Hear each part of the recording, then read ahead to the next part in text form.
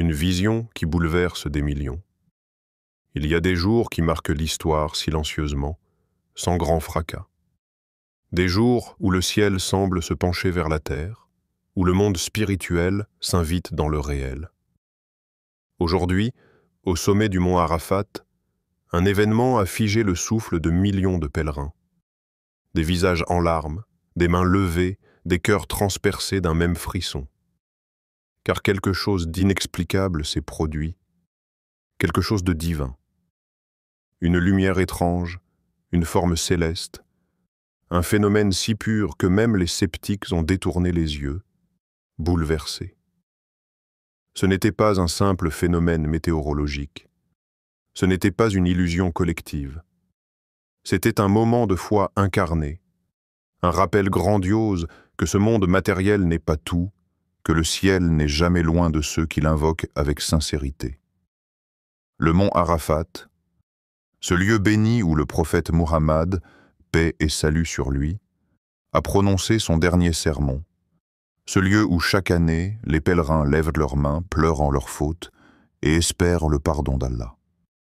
Et voilà qu'en ce jour précis, alors que les invocations fusaient, un signe s'est élevé dans les cieux. Comme si Allah, dans sa miséricorde, avait voulu dire « Je vous entends, je vous vois, et je suis là ». Imagine, tu es là, entouré de 2 millions d'âmes en quête de paix, de rédemption. Le soleil tape sur les tentes blanches, les voix s'élèvent dans toutes les langues, mais une seule intention unit les cœurs, revenir à Allah. Et soudain, les regards se tournent vers le ciel. Quelqu'un crie, quelqu'un pleure. Et toi, tu lèves la tête. Ce que tu vois, tu ne pourras jamais l'oublier. Un nuage au contour parfait en forme d'arche. Une lumière dorée le traverse, comme un pont entre le visible et l'invisible. Ce n'est pas un simple jeu d'ombre et de lumière. C'est un rappel, un avertissement, une caresse divine. Dans ce silence sacré, un frisson traverse les foules. Les gens s'écroulent en prosternation. Les cœurs éclatent en sanglots. Et tout ce que tu ressens, c'est une paix indescriptible, comme si Allah, en cet instant précis, avait touché le monde. Le message derrière le miracle. Les miracles ne viennent jamais par hasard. Ils ne sont ni des coïncidences, ni de simple beauté céleste. Ils sont des appels silencieux de l'invisible vers l'oublié. Ce qui s'est produit aujourd'hui au-dessus du mont Arafat n'était pas seulement un spectacle grandiose, c'était un rappel puissant. Un message pour chaque âme présente, mais aussi pour toi là, qui écoute cette histoire à distance. Car les miracles ne parlent pas seulement aux yeux, ils parlent au cœur. Et ce jour-là, Allah a parlé au cœur de millions de croyants, de millions de pécheurs, de millions d'êtres humains venus chercher une seule chose, le pardon. Mais que disait ce miracle? Que voulait-il nous rappeler? Il disait « Revenez à moi ». Dans ce monde emporté par le bruit, les distractions, l'oubli, Allah envoie parfois un signe visible pour réveiller l'invisible en nous. Il n'a pas besoin de prouver son existence, il est le créateur de tout. Mais par sa miséricorde, il tend la main encore et encore à l'homme qu'il a oublié. Et sur cette plaine sacrée, il a montré à ses serviteurs que leurs cris n'étaient pas perdus dans le vent, que leurs larmes ne tombaient pas dans le vide, qu'il est proche. Ce miracle est un appel au réveil, pas seulement pour les pèlerins présents, mais pour chacun de nous. Combien de fois avons-nous repoussé la prière? Combien de fois avons-nous étouffé notre conscience pour courir après ce monde? Ce monde qui promet la paix, mais nous donne l'angoisse. Ce monde qui promet le bonheur, mais nous laisse vides.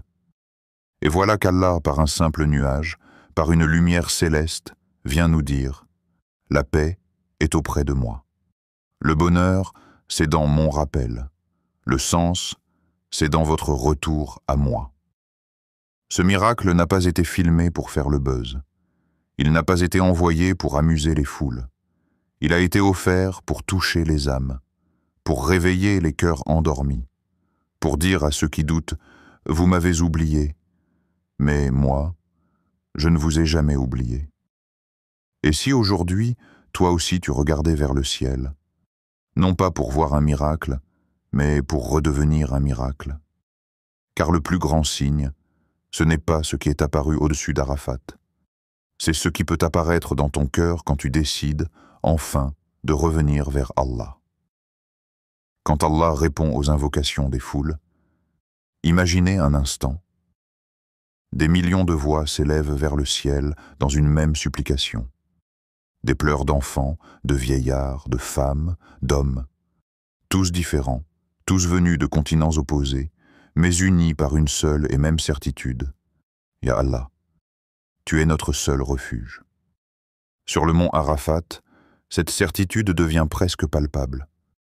Elle pèse dans l'air, elle résonne dans chaque cœur, elle monte au ciel comme un fleuve de lumière. Et Allah répond. Pas toujours comme on s'y attend, pas toujours de façon visible, mais il répond. Car le jour d'Arafat, c'est un jour particulier. Le prophète Muhammad a dit « Le meilleur jour durant lequel Allah a franchi le plus de ses serviteurs du feu, c'est le jour d'Arafat. C'est un jour où les cœurs se brisent pour mieux se reconstruire. Un jour où la sincérité jaillit comme une source pure. Et Allah, dans sa majesté et sa douceur, s'approche de ses serviteurs. Ce miracle apparu dans le ciel aujourd'hui n'est peut-être pas simplement une réponse spectaculaire. C'est peut-être un écho physique de ce qui se passe dans l'invisible. Peut-être que les larmes des pèlerins étaient nées si vraies, si brûlantes, que le ciel lui-même a réagi. Peut-être que pour une fois, la terre et le ciel ont vibré à l'unisson. N'as-tu jamais remarqué? Il suffit d'un seul moment de sincérité, d'un seul instant de cœur brisé pour que ta vie entière bascule, pour que les chaînes tombent, pour que les portes s'ouvrent. Et Arafat, c'est cette terre sacrée où les invocations franchissent les barrières, où Allah dit à ses anges, « Regardez mes serviteurs, ils sont venus à moi poussiéreux, fatigués, pleins d'espoir en ma miséricorde. Soyez témoins, je leur ai pardonné. » Et si aujourd'hui tu n'es pas à Arafat, ne pense pas que ce moment ne te concerne pas. Le miracle n'est pas limité à un lieu. Il est offert à toute âme qui s'abandonne sincèrement à Dieu. Si tu t'isoles, là maintenant, pour ouvrir ton cœur. Si tu levais les mains avec des mots simples mais vrais, penses-tu qu'Allah t'ignore? Non. Le Seigneur de Arafat est aussi le Seigneur de ta chambre, de ton salon, de ton cœur. Car Allah ne cherche pas des foules, il cherche des cœurs. Il ne veut pas de spectacle, il veut ta vérité nue, ton retour sincère, ton cri silencieux.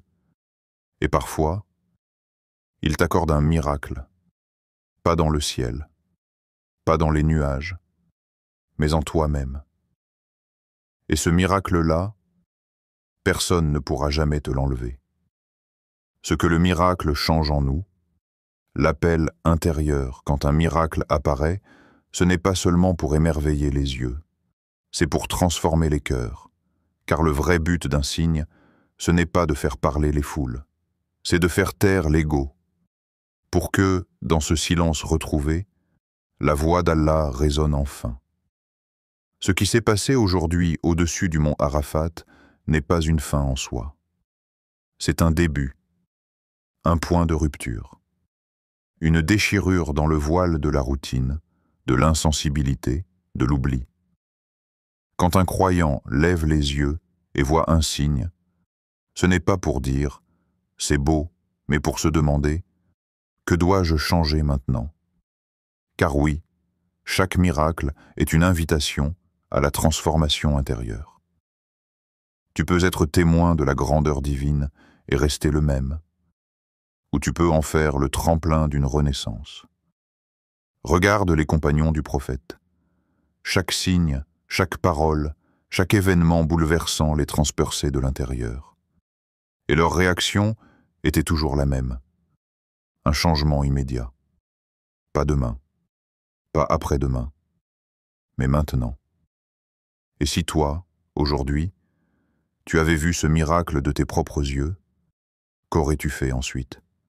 Maintenant. Et ce changement intérieur, il ne commence pas par une grande action.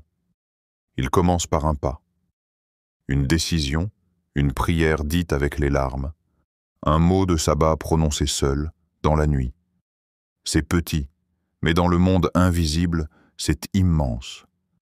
Tu peux continuer ta vie comme avant, ignorer ce qui s'est passé, rester sourd à l'appel, ou tu peux comprendre que le vrai miracle, c'est qu'Allah continue de t'appeler, malgré tout, malgré tes erreurs, tes absences, tes silences. Alors lève les yeux, pas vers le ciel cette fois, mais vers ton propre cœur, et demande-toi, est-ce que je suis prêt à devenir le miracle que j'attends? Le mont Arafat, le lieu où les âmes se réconcilient avec Dieu. Le mont Arafat, ce n'est pas une simple colline. Ce n'est pas un lieu comme les autres. C'est un espace sacré où l'invisible devient réel, où l'âme se déshabille de tout sauf de sa vérité.